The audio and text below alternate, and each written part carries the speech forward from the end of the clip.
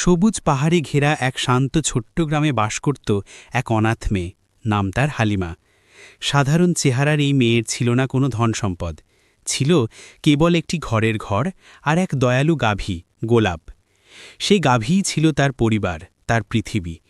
হালিমার হৃদয় ছিল দুধের মতোই নির্মল ও সাদা। বাবা মা মারা যাওয়ার পর তাদের একমাত্র স্মৃতি হয়ে রইল এই গাভীটি। প্রতিদিন সকালে হালিমা ভালোবাসায় গোলাপের দুধ দোহাত, সেটাই ছিল তার রোজগারের ভরসা। সে গাভীর সাথে গল্প করত, নিজের সুখ দুঃখ ভাগ করত, যেন গোলাপই তার জীবনের সাথী। প্রতিদিন সে দোহানো দুধটি একটি বড় মাটির পাত্রে ঢেলে মাথায় করে বাজারে নিয়ে যেত বিক্রির জন্য। গ্রামের মানুষজন তাকে চিনত তার সততা আর বিশুদ্ধ দুধের জন্য। তবুও তার উপার্জন খুবই অল্প ছিল। দুধ বিক্রি করে সে গাভীর খাবার, নিজের জন্য এক টুকরো রুটি আর চারণভূমির ভাড়া মেটাত। সে জমির মালিক ছিল বারাকাত। নামটা শান্তির হলেও মানুষটা ছিল লোভের প্রতিমূর্তি। তার হৃদয় ছিল পাথরের মতো কঠিন।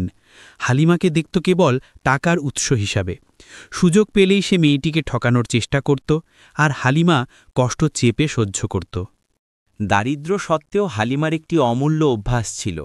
সে বিশ্বাস করত দুর্বল প্রাণীর প্রতি দয়া দেখালে সৃষ্টিকর্তা খুশি হন। তাই প্রতিদিন দুধ বিক্রির পর পাত্রে সামান্য দুধ রেখে দিত, যা সে বাজারের পেছনের গলিতে রেখে আসত। ক্ষুধার্ত বেড়ালগুলো তা পান করত। প্রাণীগুলো তৃপ্তি দেখলে হালিমার মনে শান্তি আসত। কিন্তু একদিন জীবনের কঠিন সময় নেমে এলো। বারাকাত এসে বলল, হালিমা, এ সপ্তাহ থেকে ভাড়া দ্বিগুণ হবে। শুক্রবারের মধ্যে না দিলে গাভীটা আমি নিয়ে নেব। কথাটা শুনে মেয়েটির হৃদয় কেঁপে উঠল, যেন মাটি সরে যাচ্ছে পায়ের নিচ থেকে। হালিমা হতভম্ব হয়ে গেল। এত টাকার জোগাড় কিভাবে সম্ভব? তার সামান্য রোজগারেই তো পুরনো ভাড়া কষ্টে মেটে। চোখে জল নিয়ে সে ভাবল, এবার হয়তো প্রিয় গাভী গোলাপকে হারাতে হবে। পরদিন সকালে সে দুধ দোহালো, কিন্তু মনে ভয়, চোখে ক্লান্তি। বাজারে গিয়ে নিজের জায়গায় বসল, কিন্তু মুখে হাসি নেই। পাত্রে ছিল তাজা দুধ, তবু মনে দুশ্চিন্তার ভার। ঠিক তখনই সামনে এসে দাঁড়ালো এক অপরিচিত কালো বেড়াল। চকচকে কালো লোম, পান্নার মতো চোখ, যেন অন্য জগতের প্রাণী। বেড়ালটি নরম স্বরে মিউ করল, হালিমার চোখে তাকালো, যেন বুঝে ফেলল তার মনের কষ্ট। দুধের প্রতিটি ফোঁটা তার কাছে অমূল্য ছিল, তবু করুণাময় হৃদয় বলল, এই প্রাণীটাকে ফিরিয়ে দেওয়া অন্যায় হবে। সে নিজের মনে বলল, হয়তো এই প্রাণীটির প্রতি দয়া দেখালে আল্লাহ তার দুঃখ লাঘব করবেন। তাই সে প্লেটে কিছু দুধ ঢেলে বেড়ালটির সামনে রাখল। বেড়ালটি রাজকীয় ভঙ্গিতে দুধ পান করল, তারপর গভীর দৃষ্টিতে তাকিয়ে যেন ধন্যবাদ জানিয়ে অদৃশ্য হয়ে গেল।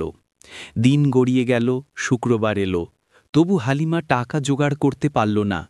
শুক্রবার সকালে এসে গাভীর দুধ দোহাতে দোহাতে কাঁদছিল, জানত হয়তো আজই শেষবার গোলাপের দুধ দোহাচ্ছে।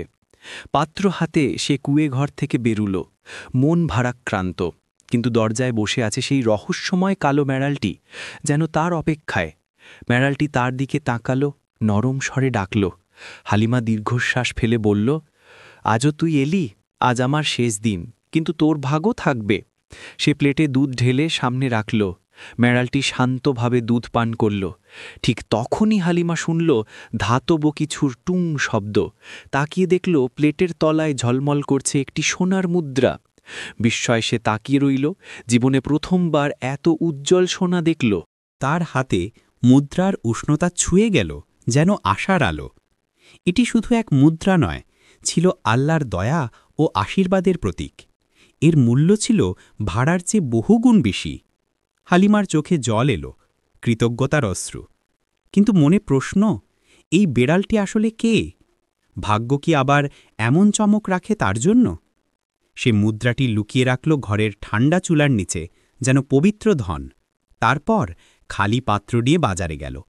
কিছু বিক্রি না করেও সে নিজেকে পৃথিবীর সবচেয়ে ধনী মানুষ মনে করল। সন্ধ্যায় বারাকাত এলো, তার কণ্ঠে বিদ্রুপ, কি হলো হালিমা, গাভী দুধ দিতে ভুলে গেছে? হালিমা শান্তভাবে পকেট থেকে সোনার মুদ্রাটি বের করে তার হাতে দিল। সূর্যের আলোয় তা ঝলমল করল।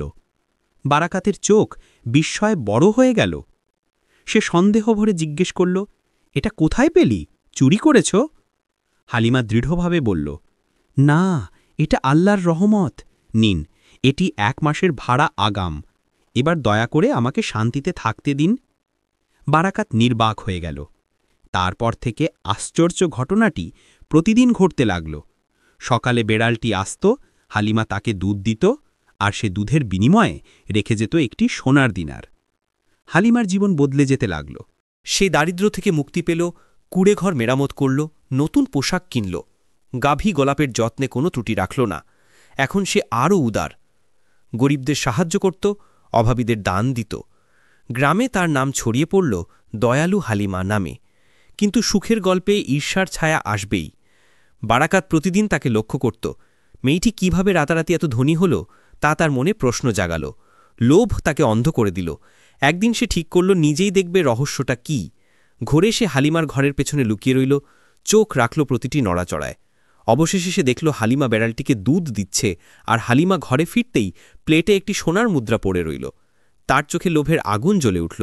সে ভাবল, এ জাদুকরি বেড়াল এই মেয়ের নয়, আমার হওয়া উচিত। পরের দিন সে জাল নিয়ে এলো। যখন বেড়ালটি হালিমার বাড়িতে ঢুকতে যাচ্ছিল, ঠিক তখনই সে ঝাঁপিয়ে পড়ল। বেড়ালটি প্রতিরোধ করল, কিন্তু বারাকাত তাকে বস্তায় ভরে দ্রুত নিজের বাড়িতে নিয়ে গেল। ঘরে পৌঁছে দরজা জানালা বন্ধ করে দুধের পাত্র ভরে বলল, পান করো সুন্দরী, তারপর আমার ঘর সোনায় ভরাও।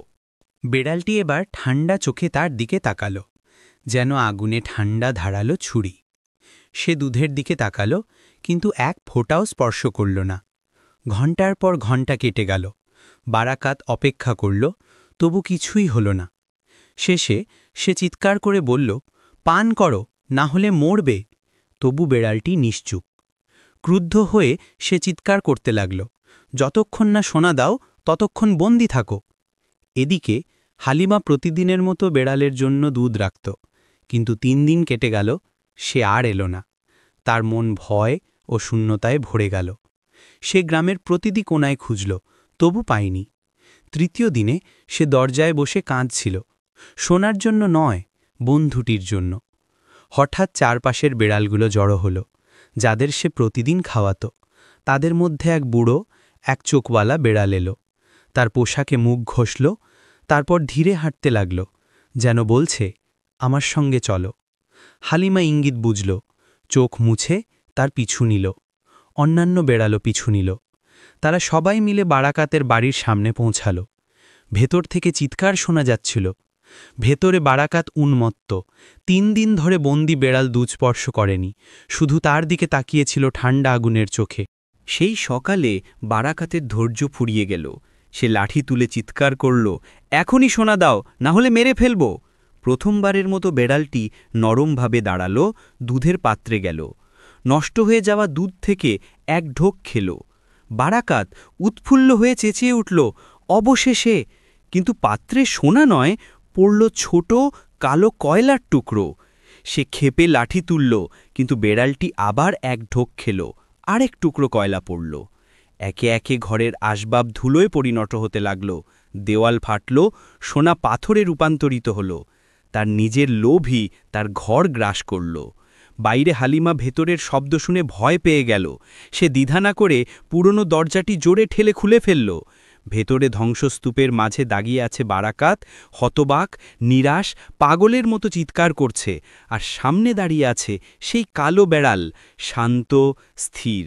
বেড়ালটি হালিমাকে দেখেই তার দিকে দৌড় দিল, তার কাঁধে লাফিয়ে উঠল। মুহূর্তেই সব থেমে গেল। বারাকাত তার দিকে তাকালো আর বুঝল, সে শুধু সম্পদ নয়, আত্মাকেও হারিয়েছে। হাঁটু গেড়ে বসে কাঁদতে লাগল, নিজের লোভের পরিণতি অনুভব করে। হালিমা নীরবে ঘর থেকে বেরিয়ে এলো। তার কাঁধে বেড়ালটি শান্তভাবে গুনগুন করছে। ঘরে ফিরে সে মাটিতে বসে তাজা দুধের একটি প্লেট দিল। বেড়ালটি পান করল, কিন্তু এবার কোনো সোনা রাখল না, বরং মানুষের কণ্ঠে নরম স্বরে বলল, দুঃখ করো না আমার দয়ালু হালিমা, আমি সাধারণ বেড়াল নই, আমি বরকতের রক্ষক, আকাশ থেকে পাঠানো এক পরীক্ষা। তোমার হৃদয়ে পেয়েছি করুণা ও তৃপ্তির ধন, তাই তুমি আশীর্বাদ পেয়েছ। কিন্তু বারাকতের হৃদয়ে পেয়েছি লোভের আগুন, তাই তার পতন অবধারিত ছিল। বেড়ালটি আরও বলল, তুমি প্রতিদিন যে সোনা পেয়েছ তা আমার কাছ থেকে নয়, তোমার দয়ার প্রতিফলন ছিল সেটি। এখন আমার কাজ শেষ, কিন্তু তোমার উদারতার জন্য এক শেষ পুরস্কার থাকবে। এত বলেই বেড়ালটি আলো হয়ে উঠল। তার দেহ থেকে নির্গত হল পান্নার মতো সবুজ রশ্মি, যা জানালা পেরিয়ে ছুটল গোলাপের গোয়াল ঘরের দিকে। হালিমা দৌড়ে সেখানে গেল আর দেখল গোলাপ শান্তভাবে দাঁড়িয়ে আছে, কিন্তু তার থন থেকে যে দুধ পড়ছে তা সোনালি আভায় ঝলমল করছে। সেই দিন থেকে গোলাপ দিত সোনার আভাযুক্ত দুধ, বরকতের এক অনন্ত প্রতীক। হালিমা আর কখনো দারিদ্র্য দেখেনি, তবু সে কখনো দরিদ্রের কষ্ট ভুলেনি। তার বাড়ি সব সময় খোলা থাকত অভাবীদের জন্য, আর বারাকাত বেঁচে রইল দারিদ্র্য ও অনুতাপে, জীবন্ত শিক্ষা হিসেবে যে লোভ হয়তো ঝলমলে শুরু দিতে পারে, কিন্তু নিয়ে যায় অন্ধকার পরিণতির দিকে। আজ এখানেই গল্পের শেষ। তোমার মতামত মন্তব্যে জানাও। এই গল্প থেকে তুমি কি শিখলে? তুমি কোন দেশ থেকে আমাদের শুনছ? আর যদি গল্পটি ভালো লেগে থাকে, লাইক ও সাবস্ক্রাইব করতে ভুলো না। আপনাদের একটি লাইক আমাদেরকে আরও এমন নতুন গল্প বানাতে উৎসাহ যোগায়।